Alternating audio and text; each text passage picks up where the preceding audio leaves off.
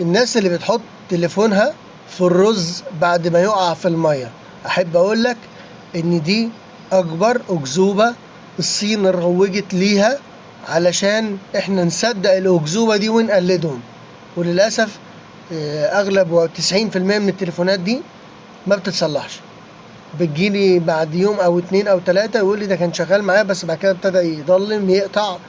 فده اكذوبه الصين عملتها عشان تقدر ان هي تقدر تبيع قطعه الغيار بتاعتها، لان هي خلاص عارفه ان هي الرز مش هيعمل حاجه للتليفون.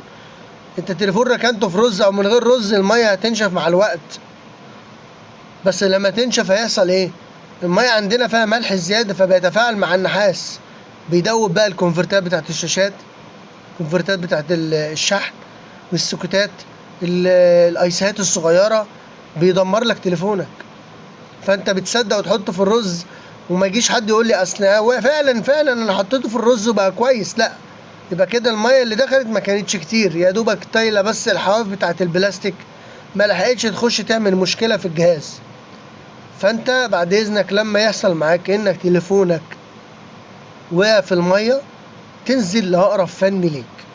يا جماعه لكل اصحابي وحبايبي والناس اللي عارفاني، تنزل لاقرب مهندس تليفونات تحتيك تقول له اتفضل التليفون ده واقع في الميه.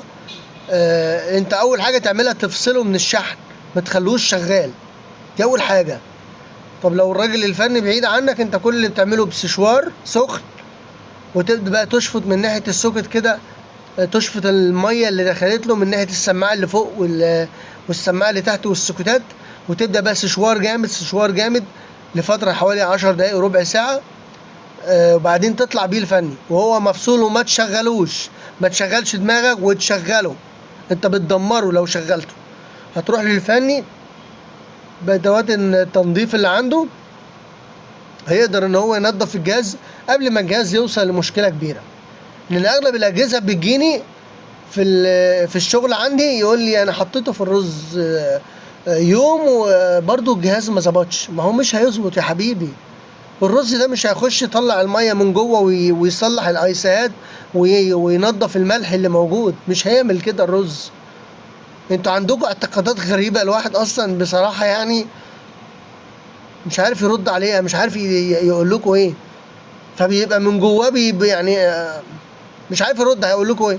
رز ايه يا عم؟ رز ايه اللي هيعمل كده؟ يلا يا رب اكون افدتكم. معلش ده من زهقي، انا بنبه على قصه الرز ومحدش يحط تليفوناته في الرز، وبعدين برضو بتيجي وتقول انا حطيت تليفوني في الرز. بلاش كده بعد اذنكم حبايبي.